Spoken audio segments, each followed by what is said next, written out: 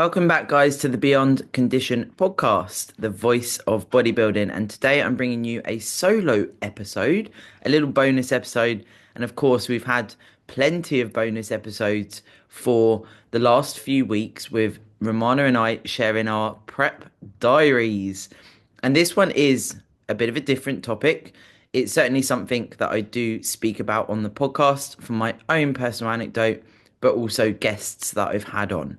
And it's something that I feel very passionate about to share and talk about because there's going to be many of you that listen that do encounter pain, have got chronic pain, potentially you have an injury. There's a whole realm of things that can happen as bodybuilders. And it's important to continue resonating with as many of you as possible. As you know, that is always my goal. And something that I've been essentially committing to recently is a course of treatment for my chronic pain. So that's my back pain. So for those of you that don't know, I was in a car crash when I was 17, and that led to degenerative discs in my lower back. And throughout my whole time as a bodybuilder, I've had chronic back pain. I also had my knee surgery last year, and some of the treatment is also essentially trying to help rebuild that. And that's something that is, it's new territory because it's surgery on something that it had to happen. It was something that occurred over months. It got worse and worse. And then I needed emergency surgery and had a full knee reconstruction, which has been quite the journey, to be honest. But for sure, for me, life is about learning. Life is about lessons, how I can grow as a person, how I can grow as a coach in this space. And it's important for me to have this context. And I always think this, right? And this sort of feeds into our subject today. The cards we are dealt, we have options on how we deal with them. And it's not easy when you're facing challenges that are from a medical standpoint. And that goes into a whole realm of different topics, right? It's not just pain. That could be anything to do with your physiological, essentially things that change, things that happen, and the adaptations that can occur as competitors and bodybuilders. So, this treatment, and I feel like it's very useful to share some of the anecdote I've gained working on my brain and essentially how I fire up through the different muscles in my body. So the signals I'm sending to the muscles, and therefore how I'm training, how I'm walking, how I'm doing day-to-day things that are going to help facilitate less pain and the firing up of the areas that weren't. So upon the first assessment that I had, and I actually posted this on my story. So I went through a number of tests, and the tests were to see which muscles were firing. And it was, it's funny in a weird way, I guess. But for most people that visit the clinic that I'm using, they have one area that's not firing. So maybe you've had an injury, or there's an area that's injured in the past, or something's gone on where you're not firing up in that area. For me, I had 9 areas that weren't connecting with my brain and firing up. And that's the most amount that he has seen as a practitioner over a number of years. And, it certainly gave me a dose of context like, shit, that's quite a big disparity there. And, it went through my mind that potentially there could be absolutely the realms of me thinking, well, why is this happening to me? This is really shit that so many areas aren't working as they could be, and I'm not functioning right. And, there was an element of context to go, God, this is, it's quite hard news as such, because I have the combination of the back pain, which also transfers into both of my hips, and the knee pain. I also have an old rotator cuff injury. I have a old elbow injury. I also have, I fractured my ankle. So there's various things that have happened over the years. And essentially what we start to do is look for the comfortable ways to move because nobody wants to enforce pain on themselves. Well, there might be people out there that do want to, but generally speaking, right, if you're in pain, you're going to look to facilitate that lessening because you don't want to make the pain worse. So over time, you start to adapt. And there's two parts to this, right? The brain is very clever to try and protect you, but also the brain then learns different ways to operate as a human being. And this is the thing, this treatment is retraining my brain essentially. And the title of this episode, Managing Pain with Your Brain. And what it also gave me the context for is when I think back to all of the injuries that have happened and the chronic pain in itself from my back, there'd be times absolutely where I'm crippled in pain for days at a time over my competitive career. And that's been something I've dealt with alone. And before meeting Matt, it was very much that was my normal. And it wasn't until we moved in together and he started seeing how I move and how much pain I'm in every day that he started to go, I'm sure there's something we can do here. I know it's a degenerative issue, but I'm sure there's more we can do here. And for me as a competitor, it is difficult because as I get deeper into a prep, that's when the pain heightens. Absolutely, it is. The demand physiologically, mentally, and particularly picking up the posing. And throughout my time as a competitor, it's always been the posing that aggravates my hips. And I'm in pain every day, I am, but it's less. So that's something I'm grateful for, very much so, because at this point, I'm not going to fix the chronic back pain, but what I can absolutely do is work on how my mind connects with my body to essentially manage the pain more. And this is where mindset in itself, it takes work. This is beyond talking about today's topic of pain. If you're looking to essentially grow your mindset, be able to deal with discomfort, be able to deal with life in itself, you've got to call yourself out or have people around you that are going to facilitate calling you out and for you to be able to actually take that on board and move forward. Dropping the ego, essentially. Ego can be useful at times, I will caveat that there. But if you're looking for accountability, if you're looking for support to work on your mindset, it's not easy. It's absolutely not easy. Being called out, when you first start to gather relationships that don't just go, yes, sir, 3 bags full, sir. So, no, actually, you're deviating from what you've told me you're going to do, or whatever the realms of accountability are. But from my own experience, it starts to become very cathartic and it's so beneficial. But we have to facilitate trust for sure. And we also have to respect the person that is calling us out. And going into this initial consultation and committing to this treatment, I said straight away, I'm at the mercy of you. I'll do whatever you tell me to do. And that's important. Now, what I've been able to do is use my experience and knowledge in the field to actually excel already on this treatment plan. And already I've worked really, really hard on this, that actually it's just down to over a matter of, so it's been around a month, down to one area that's not firing. So 8 areas are now firing.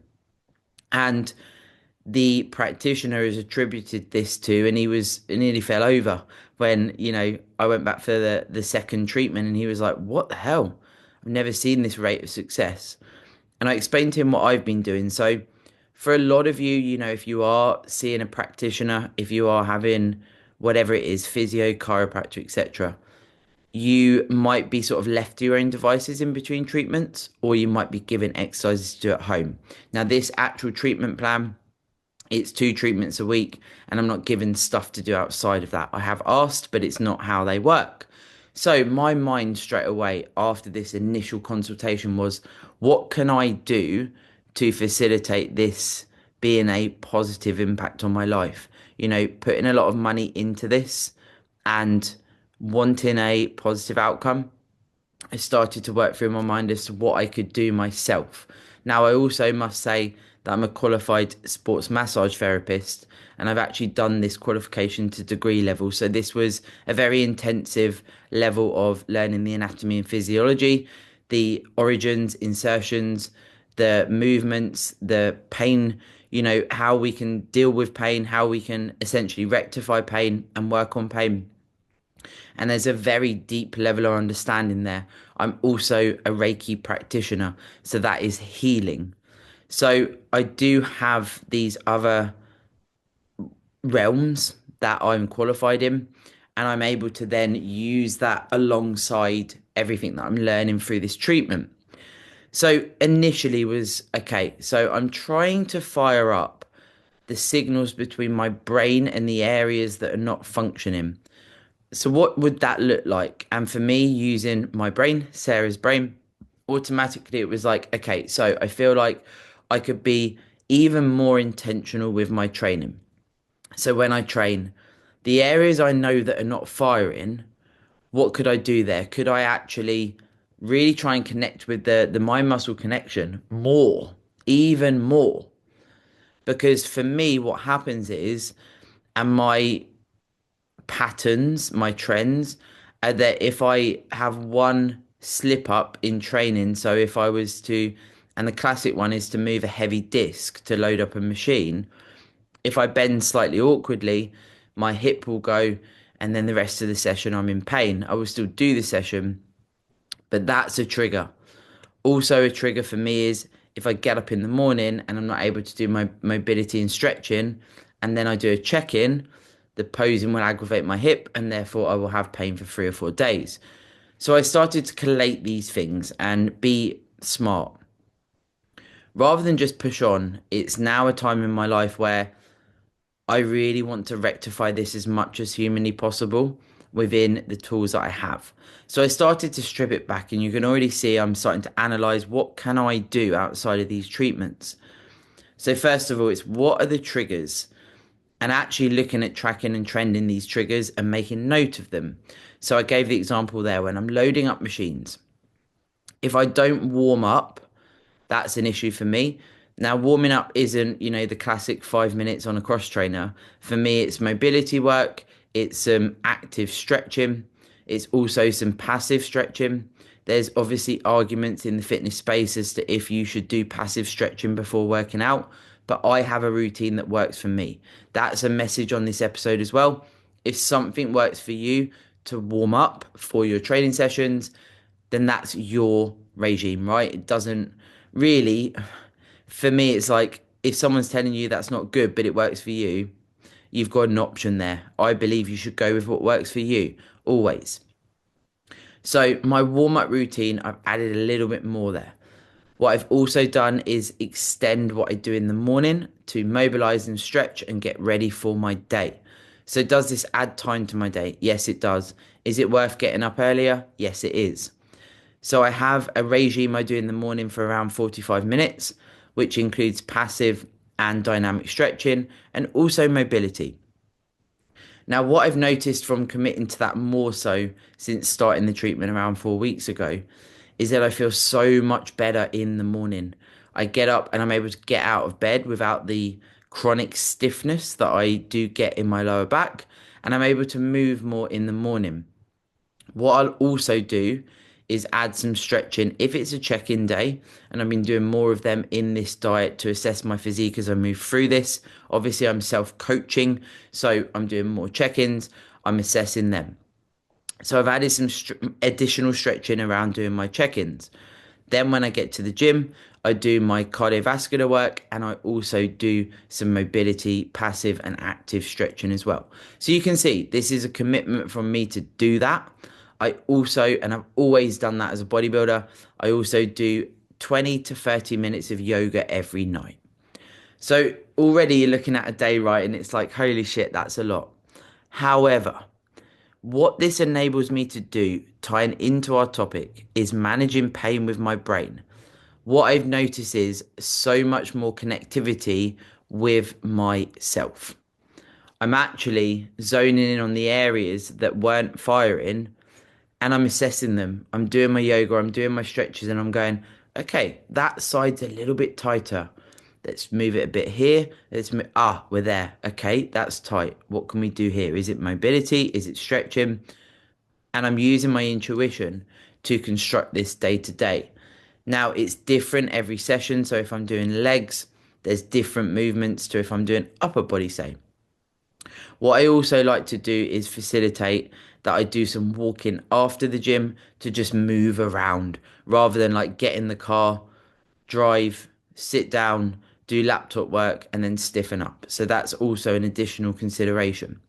And all of these things, as I say, they add time to my day, but it means me getting up earlier, facilitating time in the evening. And I absolutely, I've talked about this on the podcast. I absolutely needed to establish more boundaries in my personal life, sending messages late at night, etc. And I'm not saying late, but it's good for me to cut off around 8, half 8, rather than half 9, 10. It's important. So I can then go, okay, what can I do to bring me away from working? Because I love work. This is the thing. I love doing this. So it's easy for me to work till late in the night because I am passionate about it. So giving myself this permission and time to do this of an evening is important because it's enabled me to be able to go, okay, this is my strict boundary to facilitate my recovery and feeding into this treatment that I'm paying for, that I'm committing to. And this is the thing, guys, we have decisions to make. If you've got pain or you've had something like surgery, you're more than likely going to need to look at rehab or things that are going to help the pain. This also is facilitated in your training. So when I came away from surgery, when I was able to go back to the gym, I actually got a coach that helped me with my training for my knee rehab and bringing up my upper body. And I worked with him for a year and now I'm self coaching fully. So I've utilized what I've learned from him with my own experience and knowledge, and I'm going to continue that path on my own. But again, it's additional cost, but it's yielded so many results for me. And obviously, when I reverse out of this diet, I'm going to be looking to grow my quads because they have taken a hit from the surgery, particularly the side that had the surgery on. But I'm going to be looking to reverse out, utilize everything that I've gained in this rehab phase, everything I'm learning in this treatment plan to grow and hopefully bring the absolute best physique I could only dream of. Because I still have huge aspirations in the sport. I have huge aspirations for what I want my physique to look like. And this next growing phase, and I'll say it out loud here, and I will be saying it on my social media, I will not be fucking up the reverse out. I will not be spanking it up the wall. I will be committing to this and sharing it because the reverse out is difficult. It's very, very difficult. I spoke about this on a podcast today, and also, I've been speaking to people around me about the reversing out, and it is hard. You're often more hungry than in the diet.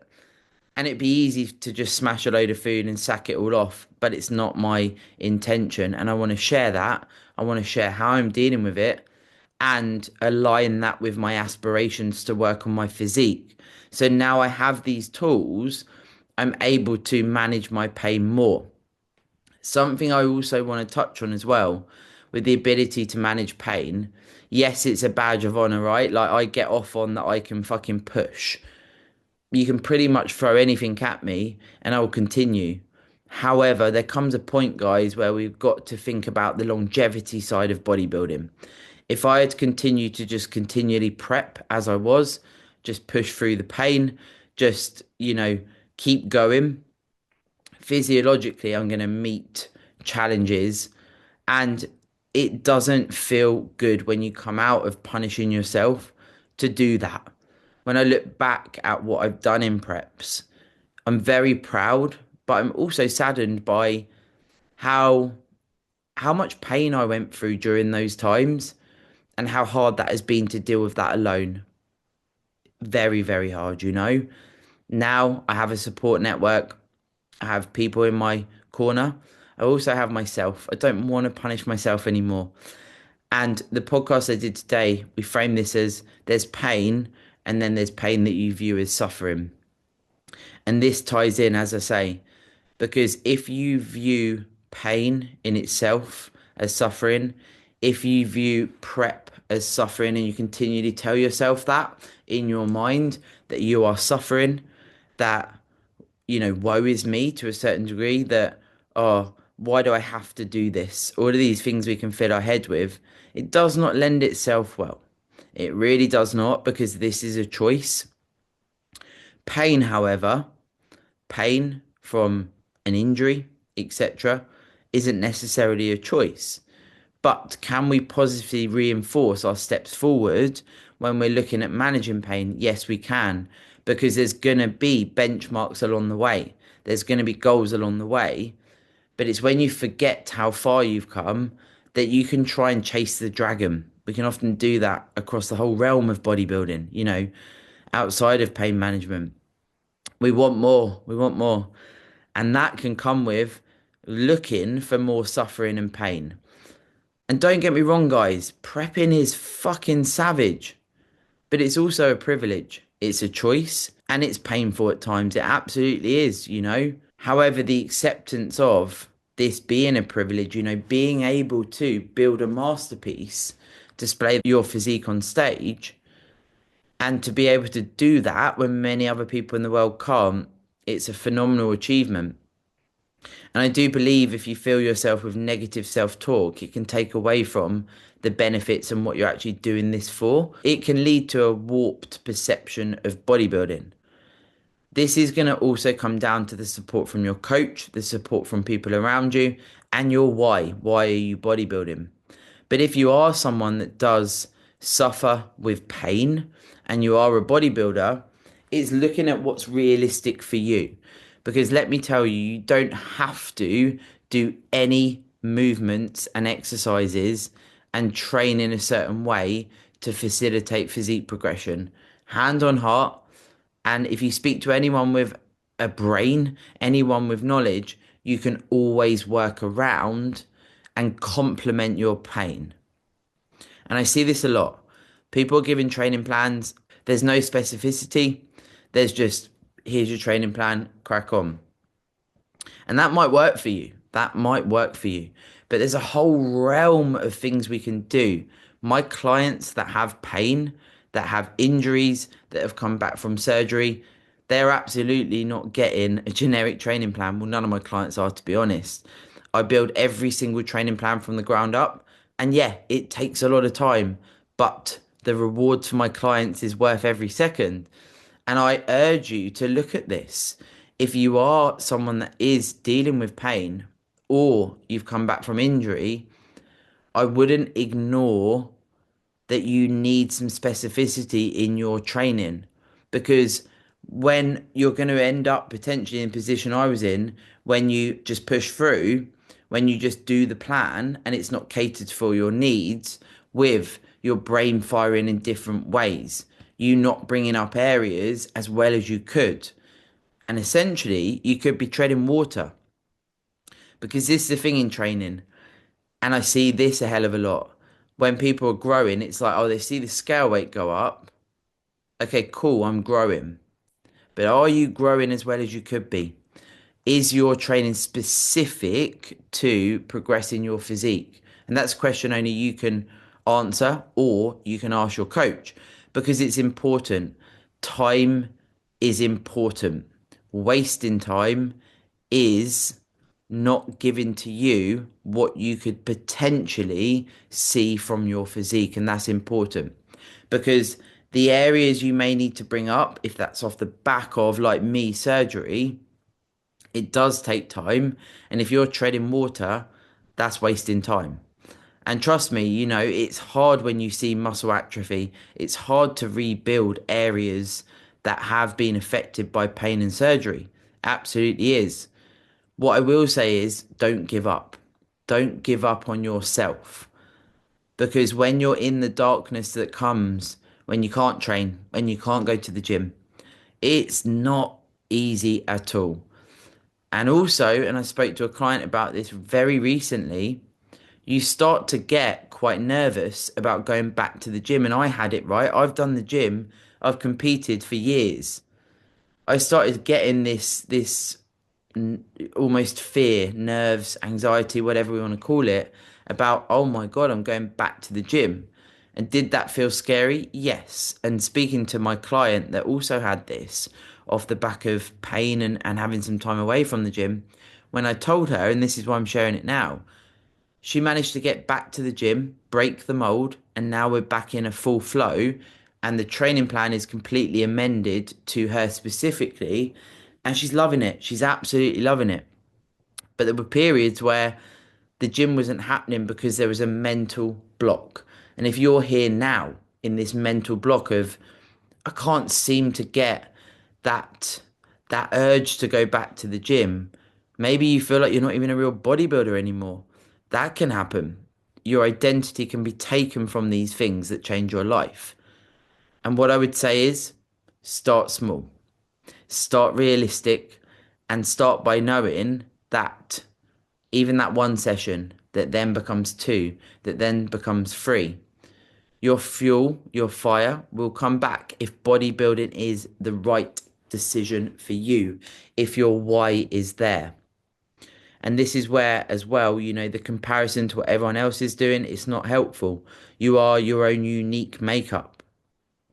I've had people say to me, oh, you can step on stage this year. I know, particularly my left quad is not where it needs to be competitive for me, to beat my previous physiques. So I will not step on stage. Yes, I can hide it. Yes, I can step on stage, but I don't want to because I owe it to myself to stand there with pride that I've progressed my physique. So remember, off the back of my previous episode, the stage will always be there. It will. And this is your journey. It's not for anyone else to force you to do anything.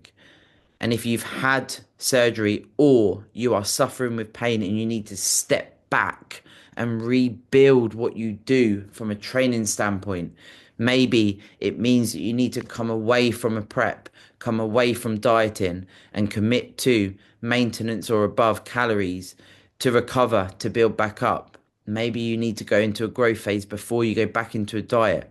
These are all things to discuss with your coach, but also to be honest with yourself.